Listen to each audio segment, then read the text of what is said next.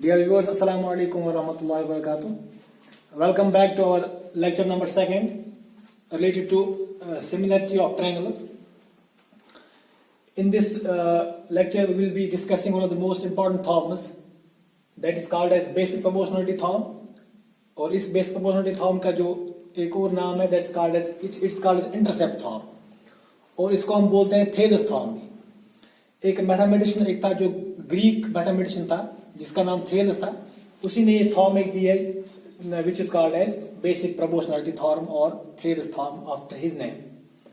तो इस थॉर्म का जहां तक ताल्लुक है, ये हमें दो ट्रायंगल्स में ऐसी जो दो ट्रायंगल्स होती है जिन जो which are equiangular triangles में ये एप्लीकेबल होती है.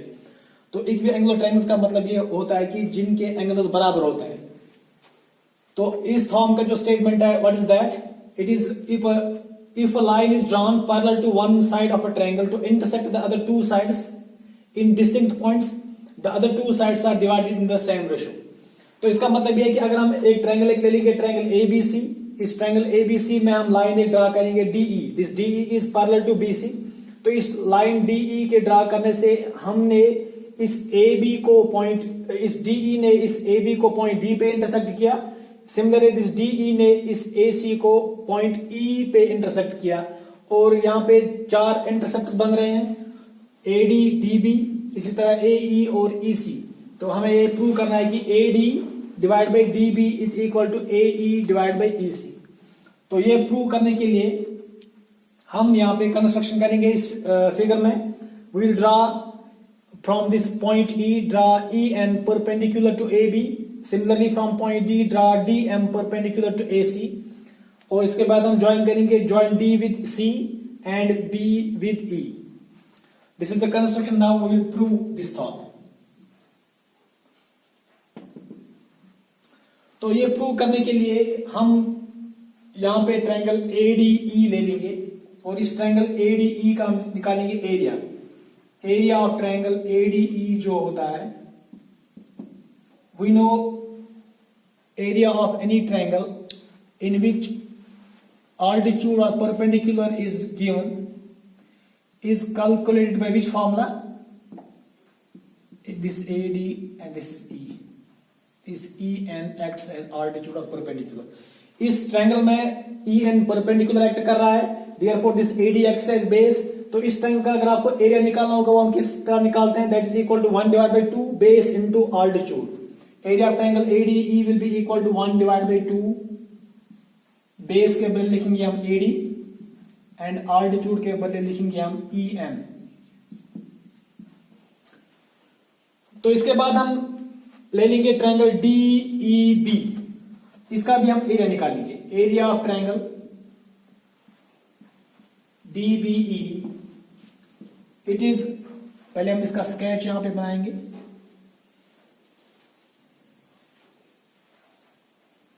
This is D, this is B, this is E. और ये जो ट्रायंगल DB है, this is an obtuse angle triangle. क्योंकि ये जो एंगल D है ना, this is obtuse angle.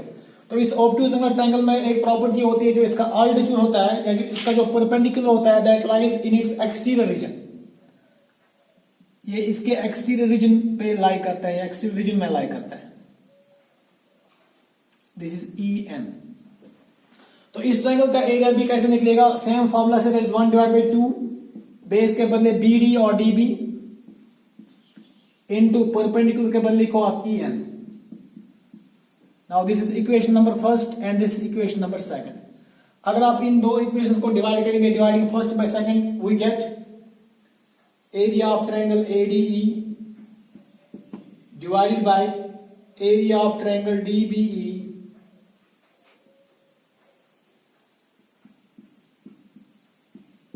it is equal to 1 divided by 2 AD into EN divided by, this is 1 divided by 2 into DB into EN. अब यहाँ पे जो similar terms है इनको कैंसिल कीजिए. EN यहाँ है, यहाँ भी 1 by 2 है, यहाँ भी 1 by 2 है. तो therefore area of triangle ADE divided by area of triangle DBE is equal to AD divided by DB. This is equal to AD divided by DB. अब इसके बाद एक और यहां पे हम ट्रायंगल्स दो ले लेंगे साइड में, फिर एक बार दिस इज ट्रायंगल एडीई, और इस ट्रायंगल एडीई में इस वक्त आल्टीट्यूड एक और साइड पे आ रहा है डी पॉइंट डी से, that is D M on side AE. तो इसका जो एरिया होगा that will again be equal to 1 divide by 2 AE into D M, और जो ऑब्ट्यूज ट्रायंगल यहां पे बनेगी लास्ट पे, that will be like this.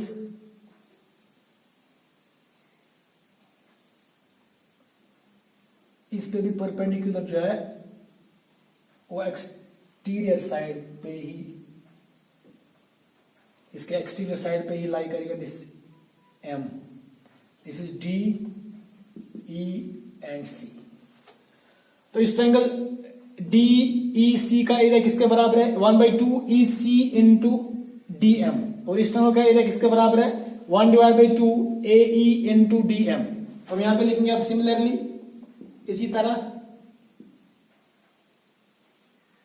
जिस तरह हमने ऊपर किया, area of triangle ADE divided by area of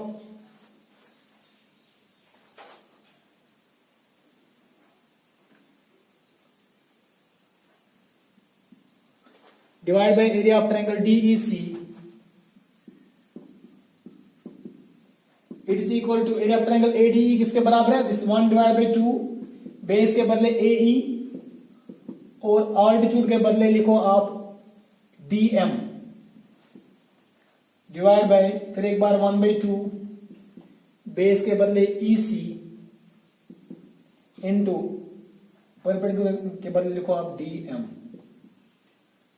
DM DM cancel, 1/2 cancel, this is equal to AE divide by EC.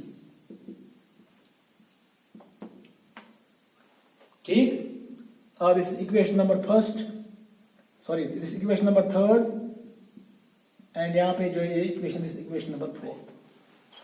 तो अब अगर हम इक्वेशन नंबर थर्ड और फोर्थ की तरफ देखेंगे तो हम ये चाहेंगे कि इन इक्वेशंस में लेफ्ट हैंड साइड इक्वेशंस का बराबर आना चाहिए। तो जो ही ये बराबर आएगा तो हम इसके बाद हम ये लिखेंगे कि A D divide by D B जो है that will be equal to A E divide by E C.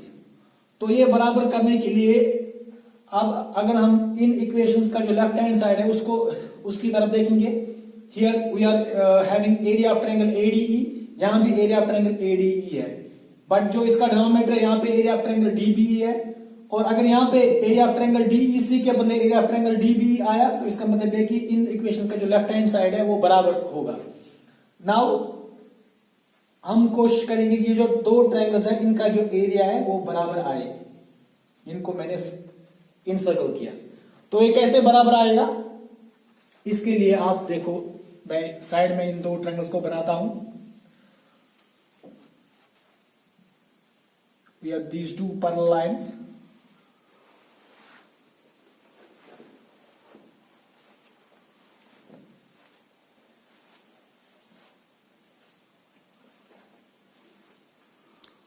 This is D E C and B.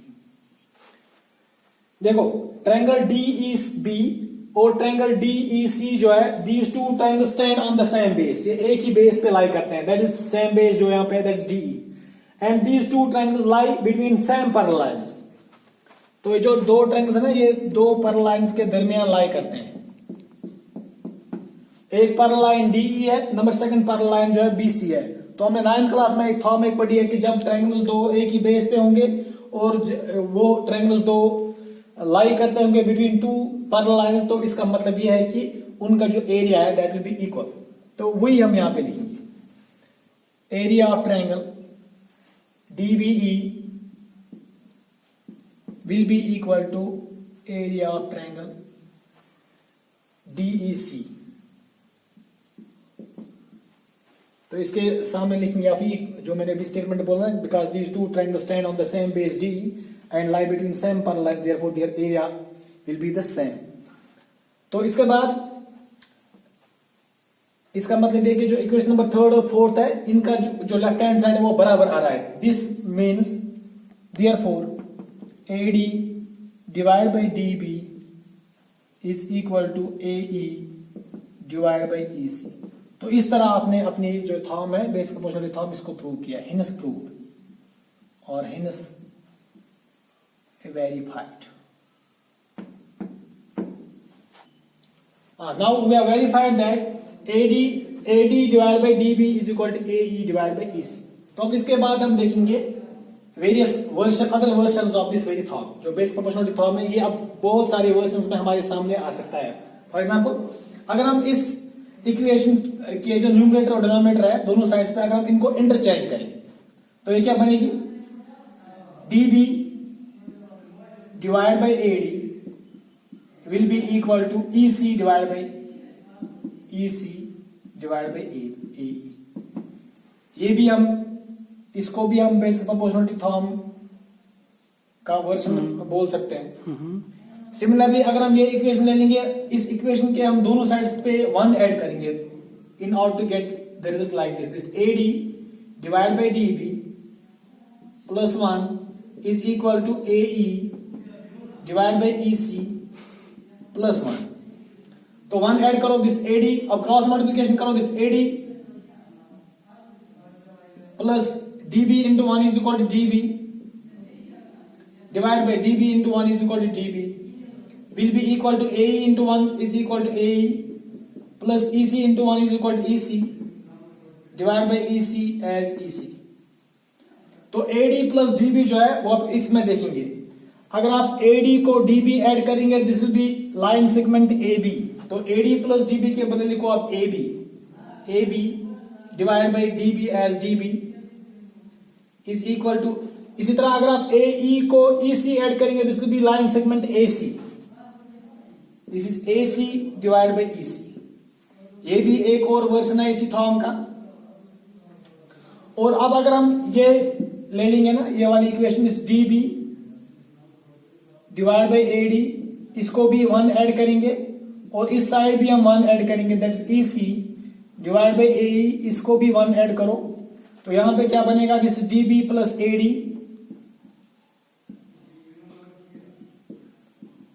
Divide by AD it will be equal to EC plus AE divide by AE. फिर एक बात देखो DB plus AD किसके बराबर है DB plus AD this is equal to line segment AB full line segment AB के बराबर divide by AD is equal to EC plus AC किसके बराबर है this EC plus AC EC plus AE EC plus AE is equal to full line segment AC. तो ये भी इसी basic proportionality theorem का एक और वर्जन है. तो इसका मतलब ये है कि बेसिक प्रोपोर्शनलिटी थॉर्म के कितने वर्जन है this first second third and fourth. अब हम यहां पे देखेंगे जो बेसिक प्रोपोर्शनलिटी थॉर्म है इसकी अब हम कन्वर्स थॉर्म देखेंगे. तो इस कन्वर्स थॉर्म में इसका स्टेटमेंट पहले हम देखेंगे what is it. If a line divides any two sides of a triangle in the same ratio. अगर आपके पास कोई लाइन होगी for example this is a line DE line this divides this triangle ABC in the same ratio such that AD divided by DB is equal to AE divided by EC. Then this line is parallel to the third side. We need to prove that this DE is parallel to BC. अब हमें यहाँ पे क्या prove करना है जो DE है this is parallel to BC. What we need to prove?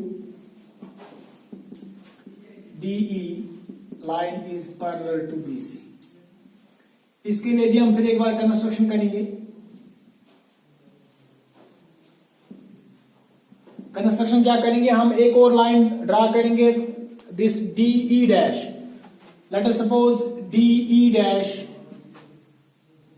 is parallel to BC. We will draw a line namely DE dash और इसी DE dash को ही हम सपोज करेंगे this is parallel to BC for time being. अब देखो इसका proof. देखो बच्चों it is what is given.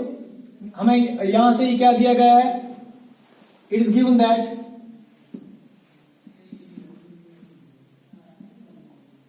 क्या दिया गया है that is AD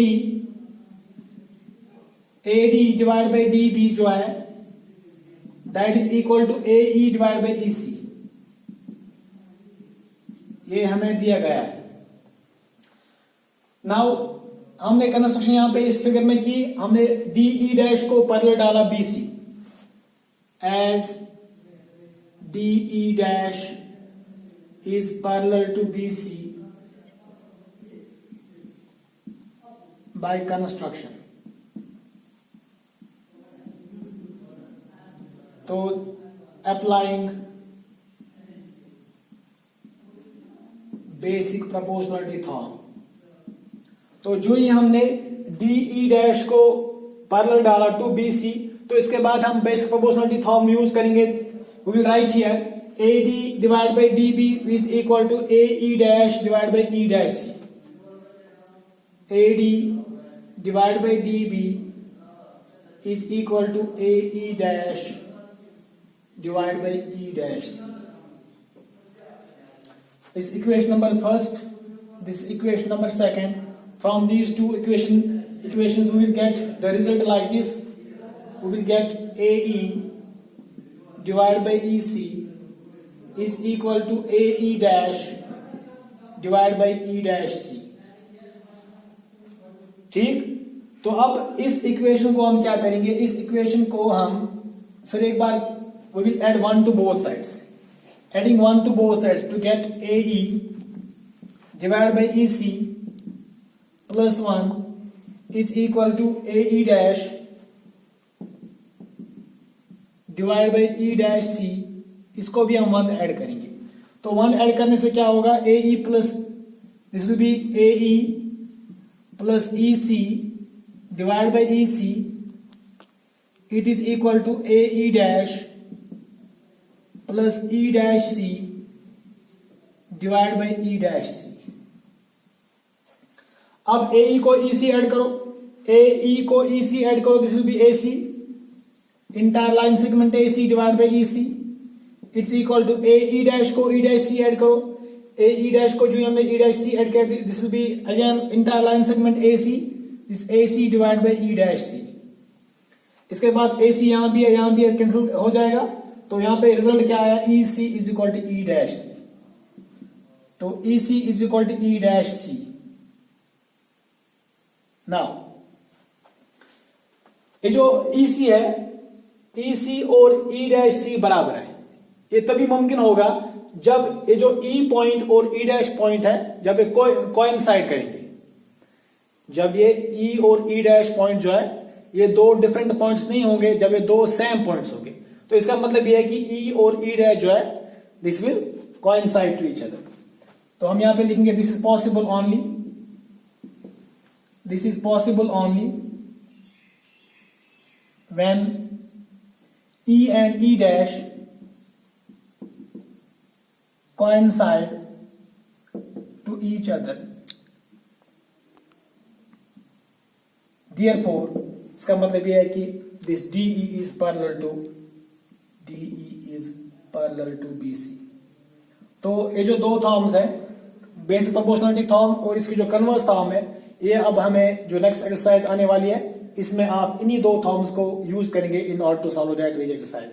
thank you, have a nice day.